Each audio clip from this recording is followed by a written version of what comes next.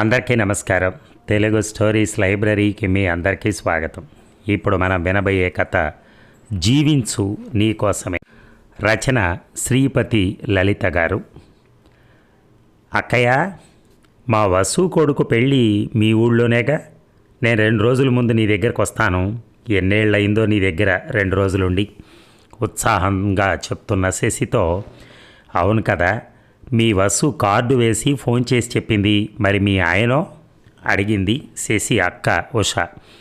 ఆయన పెళ్లి వాళ్ళతో వస్తారు. పెళ్ళయ్యాక ఉండటం నాకు అవ్వదు. మళ్ళీ వ్రతానికి హైదరాబాద్ వచ్చేయాలి కదా, అందుకే ముందే వద్దామని. స్టేషన్ నుంచి నేను వచ్చేస్తానులే, ఎవరూ రావద్దు. ఆగకుండా చెప్తున్న శశితో, అలాగే, రైలు ఎక్కగానే ఫోన్ చెయ్యి అంటూ ఫోన్ పెట్టేసింది ఉష. తాను వస్తున్నానని చెప్తే ఎంతో ఆనందపడుతుంది అనుకున్న అక్క ఏదో నీరసంగా సరే అన్నదేమిటి అనిపించినా అంతగా పట్టించుకోలేదు శశి. శశి ఉష అక్క చెల్లెళ్ళు. ఉష భర్త సూర్యం ఆంధ్ర యూనివర్సిటీలో ప్రొఫెసర్గా రిటైర్ అయ్యారు. వైజాగ్ లాసన్స్ బేలో ఇల్లు, మంచి పెన్షను, పిల్లలు అమెరికాలో సెటిల్ అయ్యారు. శశి భర్త చంద్రం రాష్ట్ర ప్రభుత్వంలో మామూలు స్థాయిలో చేసి రిటైర్ అయ్యాడు. శశి కూడా కాలక్షేపం కోసం దగ్గరలో ఉన్న స్కూల్ టీచర్గా చేరి ప్రిన్సిపాల్గా రిటైర్ అయింది. సైనిక్ పూరి దగ్గర ఓ చిన్న ఇల్లు కట్టుకున్నారు. వాళ్ళ పిల్లలిద్దరూ హైదరాబాదులోనే విడిగా ఉంటారు. వసు అనబడే వసుంధర శశి ఆడపడచ్చు. ఆమె కొడుకు పెళ్లి వైజాగ్లో జరుగుతోంది. అక్క చెప్పినట్టే శశి ట్రైన్ ఎక్కే ముందు ఫోన్ చేసి చెప్పింది. ఉదయం రైలు దిగ్గానే ఆటోలో అక్క ఇంటికి వెళ్ళింది. శశి వెళ్ళేసరికి 7 అవుతోంది. ఆటో దిగుతుంటే ఉష చీపురు పట్టుకుని గుమ్మం దగ్గర చిమ్ముతోంది. చెల్లిని చూడగానే ప్రేమగా రావే అంటూ లోపలికి పిలిచికెళ్ళింది. ఇంట్లోకి అడుగు పెడుతూనే దడుచుకుంది శశి. హాల్లో సోఫాల నిండా బట్టలు కుప్పలుగా ఉన్నాయి. మధ్యలో టీపై మీద న్యూస్ పేపర్ల కుప్పలు. ఎక్కడ కూర్చోవాలో తెలియలేదు. తన బ్యాగ్ ఒక పక్కన పెట్టి డైనింగ్ టేబుల్ దగ్గర కుర్చీలో కూర్చుందామని చూస్తే అంత మెతుకులు, చెత్త. అదేమీ పట్టించుకోకుండా వంటింట్లోకి వెళ్ళి కాఫీ పెడతాను అంటూ ఉష ఒక కుర్చీ లాగి పక్కనే ఉన్న టవల్తో తుడిచి శశిని కూర్చోమంది. శశికి కాఫీ ఇచ్చి బయటికి వెళ్ళి ముగ్గేసి గబగబా బట్టలు మిషన్లో వేసి వచ్చి వంట మొదలెట్టింది. ఉషను హఠాత్తుగా ఎవరైనా చూస్తే ఆమె పని మనిషి అనుకుంటారు. వెలిసిపోయిన చీర, వదులుగా వేళ్లాడుతున్న జాకెట్టు, రేగిన జుట్టు. ఫ్రిడ్జ్లోంచి కూరలు తీస్తూ భోజనాలు త్వరగా చేద్దాం, టిఫిన్ చేయను అంటే ఆకలిగా ఉన్న శశి సరే అని, బావగారు ఎక్కడా అని అడిగింది. వాకింగ్కి వెళ్ళి అట్నుంచి మా అపార్ట్మెంట్ దగ్గర ఏదో రిపేర్ ఉంటే చేయిస్తానన్నారు, 1 గంటలో వస్తారు అంది. కూరలు నేను తరుగుతానక్క, నువ్వు స్నానం చేసిరా అంటూ శశి కూరలు అందుకుంది. ఉష స్నానం చేసి వచ్చేలోగా పని అమ్మాయి వచ్చింది. ఇంకా ఉష ఆమె వెనకాలే తిరుగుతూ, ఇక్కడ తుడవలేదు, గిన్నెలు సరిగ్గా కడగలేదు అని ఒకటే నస. నువ్వు ఇచ్చే జీతానికి ఇదే ఎక్కువ అంటూ ఆ అమ్మాయి విరుపులు విచిత్రంగా అనిపించింది శశికి. ఆ అమ్మాయి వెళ్ళాక సగం పని ఉషే చేస్తుంటే, ఎందుకక్క అన్నీ నువ్వు చేస్తావు, ఆ అమ్మాయి చేత చేయించు అంది శశి. 1000 జీతాలు కావాలి వాళ్ళకి, మా ఇద్దరికీ ఏమంత పని, నాకేదో ఎక్సర్సైజ్ ఉండాలిగా అంటూ వంట ముగించింది. ఇక ఉన్న 2 రోజుల్లో శశి గమనించింది ఏమిటంటే, అక్క ప్రతి పైసా లెక్క చూడటం, పెన్షన్ మీద బతకాలి అంటూ ఏది చవకో అది తినటం, మంచి బట్టలు లోపల పెట్టి పాతవి తీసి అవే కట్టడం, ఆఖరికి కారు తీయాలంటే పెట్రోల్ ఖర్చని బావని బస్సులో తిరగమంటాం. శశికి అనుమానం వచ్చింది. నిజంగా వీళ్ళు డబ్బుకి ఇబ్బంది పడుతున్నారా అనిపించింది. అవకాశం దొరికినప్పుడు బావగారిని అడిగింది. బావా, నేను అడిగానని ఏమనుకోకండి, మీకు డబ్బు ఇబ్బంది ఏమన్నా ఉందా? నువ్వు ఇంకా అడగలేదేమిటి అనుకున్నాను శశి. దేవుడిదే వల్ల మాకు ఇబ్బంది లేదు. నా పెన్షన్ దాదాపు 1,00,000 వస్తుంది. పిల్లలు మాకొద్దు అన్నా వినకుండా 2 ఫ్లాట్లు కొంది మీ అక్క.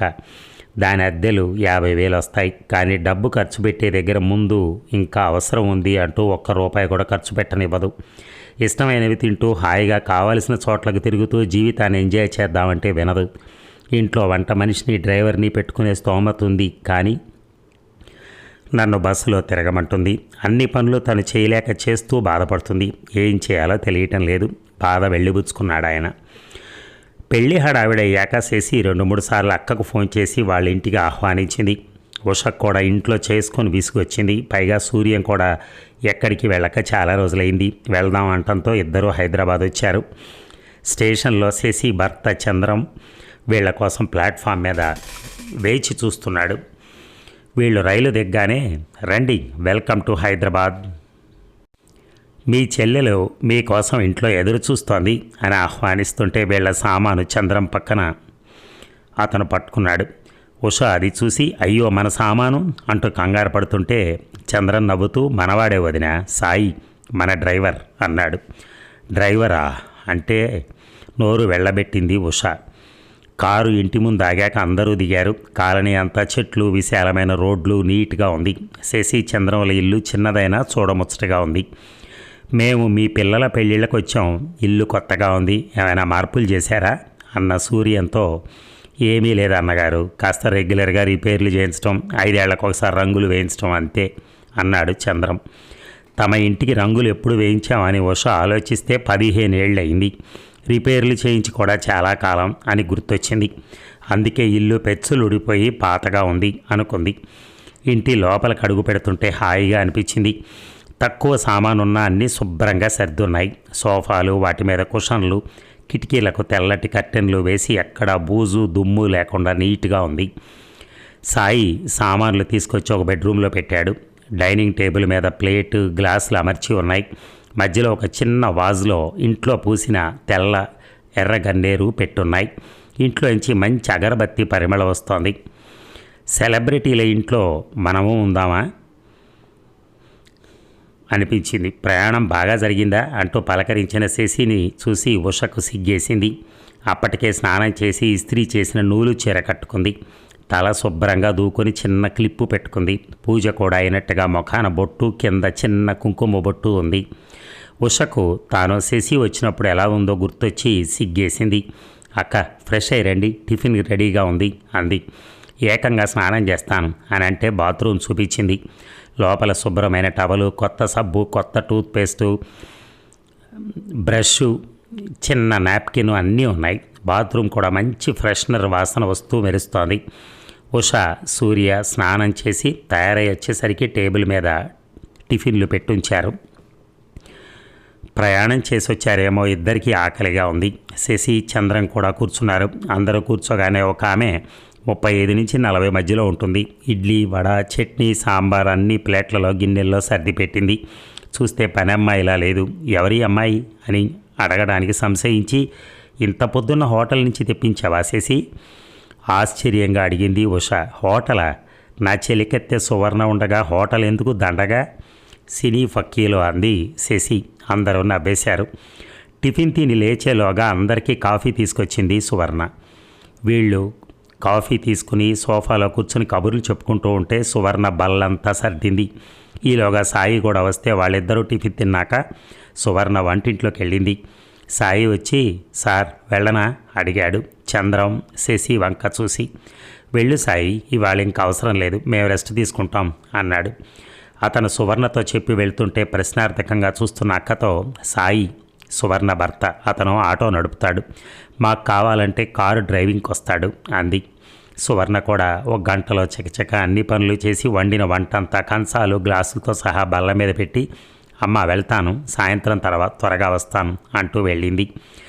అన్ని పనులు ఆ అమ్మాయి చేస్తే నువ్వేం చేస్తావు నవ్వుతూ అడిగిన అక్కతో, 30 ఏళ్ళు ఇంట్లో పని, స్కూల్లో పిల్లల పని చేసి అలసిపోయాను అక్క. ఉద్యోగ విరమణ అంటే పూర్తి రిటైర్మెంట్. నాకు నచ్చిన సినిమాలు చూస్తాను, పుస్తకాలు చదువుతాను, ఫ్రెండ్స్తో మాట్లాడతాను, నాకు నచ్చినట్టుగా ఉంటాను. మరి సువర్ణ అంత చేస్తోంది కదా, జీతం ఎక్కువ ఇస్తావా అన్న ప్రశ్నకు చంద్రం సమాధానం చెప్పాడు. ఇక సాయి, సువర్ణలకి 2 పిల్లలు. వాళ్ళు శశి స్టూడెంట్స్, చాలా బాగా చదువుతారు. మొదట సువర్ణ మా దగ్గర పనిచేరినప్పుడు వాళ్ళకి ఈ స్కూల్లో చదివించే శక్తి లేక గవర్నమెంట్ స్కూల్లో చదివేవాళ్ళు. శశి తన స్కూల్ వాళ్ళతో మాట్లాడి ఫీజు తక్కువ చేయించింది. ఆ ఫీజు కూడా శశి కట్టేది. ఇప్పుడు సువర్ణ కూతురు బీటెక్ చేసి విప్రోలో ఉద్యోగం, కొడుకు MBBS 3వ సంవత్సరం. ఇప్పటికీ వాడి చదువుకు సాయం చేస్తోంది. సువర్ణ జీతం వేరే, నెలకు 10,000 అన్నాడు. కళ్ళు తేలేసింది ఉష. 10,000? మీ ఇంట్లో డబ్బులు చెట్లకు కాస్తున్నాయా ఎగతాళిగా అడిగింది. చెట్లకి ఏం కాస్తున్నాయో చూసావా అక్క, మా ఇంట్లో అన్ని కూరలు పళ్ళు కాస్తాయి. ఆ పని కూడా సువర్ణ చేస్తుంది. ఉదయం ఇంట్లో కాఫీ నుంచి అన్ని పనులు తానే చూస్తుంది. సరుకులు చూసుకుని కావాలంటే తేవటం, బట్టలు సర్ది అవసరమైన ఇస్త్రీకి ఇవ్వటం, ఒకటేమిటి సమస్తము చేస్తుంది. మా పిల్లలు శని ఆదివారాలు ఇక్కడికి వస్తే వాళ్ళకిష్టమని కారపూస బూందీ లాంటివి చేసి డబ్బాల్లో ఇస్తుంది.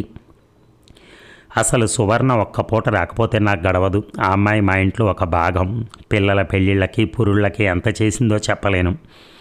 సాయి ఆటో కొనుక్కున్నాడు, కానీ మేము ఎప్పుడు రమ్మంటే అప్పుడు వస్తాడు. డబ్బులు అడగడు, ఇచ్చినా తీసుకోడు. అందుకే అన్నీ కలిపి సువర్ణ జీతం అంతా అంది శశి. మరి మీకొచ్చే పెన్షన్? ఉషా నసుగుతుంటే, మా ఇద్దరి పెన్షన్లు కలిపినా బావగారి కంటే తక్కువే అక్క, కానీ మాకు సరిపోతుంది. మేము పిల్లల్ని అడగం, వాళ్ళకి మేము ఇవ్వం. వాళ్ళు సంపాదించుకుంటున్నారు, వాళ్ళ ఖర్చులు వాళ్ళు చూసుకుంటారు. మెడికల్ ఇన్సూరెన్స్ ఉంది.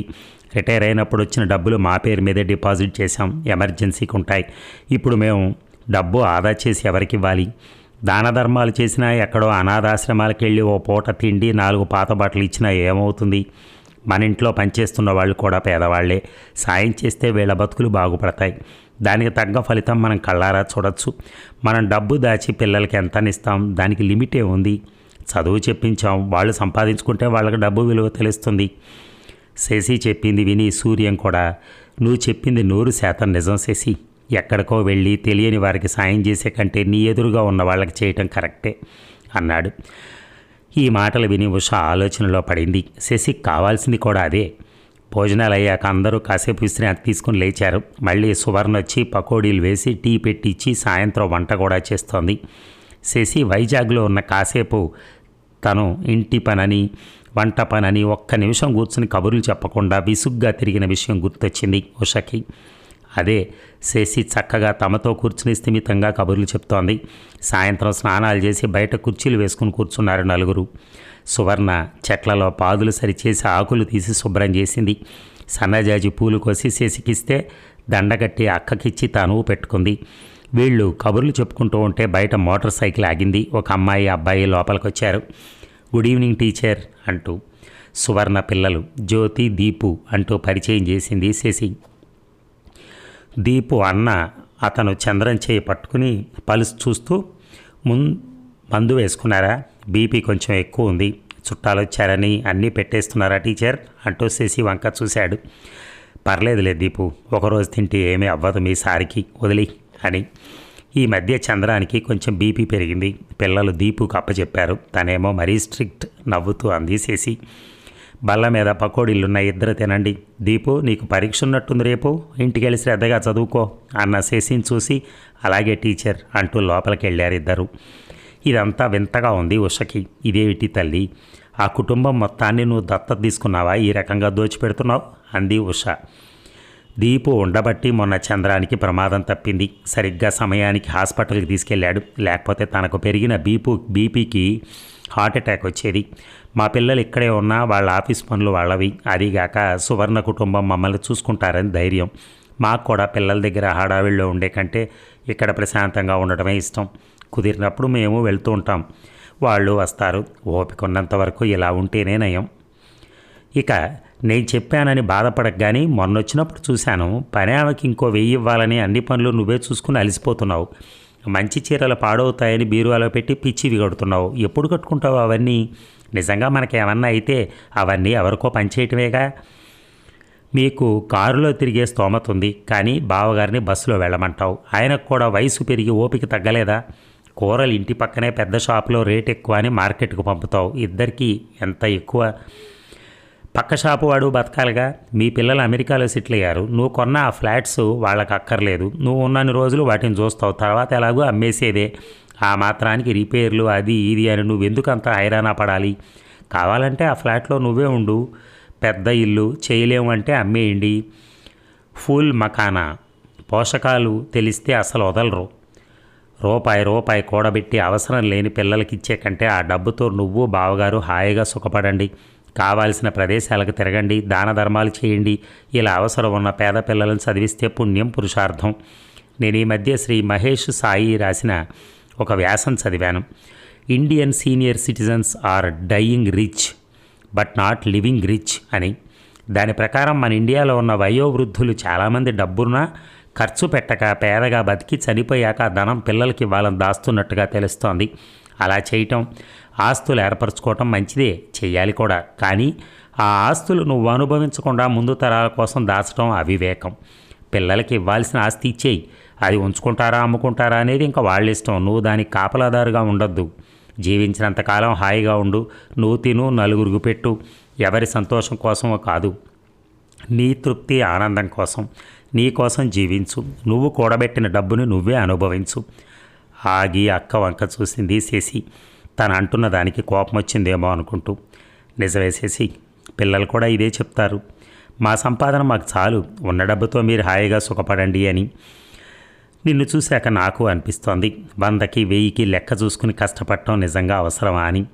ఒక్కసారిగా మారిపోవటం కష్టమే, కానీ నెమ్మదిగా మా సుఖానికి డబ్బు ఖర్చు పెట్టడం మొదలెడతాను అన్న ఉషను చూసి, చంద్రం, ఇక్కడ ఏదో పెద్ద మాల్ ఉందట, రేపు అక్కడికి వెళ్ళి 4 జతల బట్టలు షూసు కొనుక్కొని దారిలో హోటల్లో భోంచేసి అంటూన్న సూర్యాన్ని మధ్యలోనే ఆపి, మొన్ననేగా ఓ షర్టు కొన్నారు, ఇప్పుడు అవసరమా? కోపంగా అంటున్న ఉషను బిత్తరపోయి చూస్తున్న సూర్యాన్ని చూసి పక్కపక్క నవ్వింది ఉష. ఆమెతో జత కలిపారు అందరూ. అదండి, ఉన్న అంత డబ్బున్నా కూడా ఎంతో ఇబ్బందుల్లో బతుకుతున్నట్టుగా బతికారు వాళ్ళు. ఎక్కడ ఆనందం అనేది లేకుండా, సంతోషం లేకుండా. దానికి ఆమె చేసినటువంటి ప్రత్యామ్నాయం అన్నమాట. ఆ ఇంటికి వచ్చి అక్కడ ఉన్నవన్నీ చూపించి ఎలా ఉంటున్నాం, ఎలా బతుకుతున్నాం అని చెప్పి, మీరు కూడా అలా సంతృప్తిగా బతకండి, ఉన్నవాళ్ళు లేని వాళ్ళకి అంతో ఎంతో సాయం చేయండి అని ఆ అక్కకు చెప్పడం ద్వారా ఆమె మార్పుని కొంతవరకు సంపాదించగలిగింది. Thank you very much.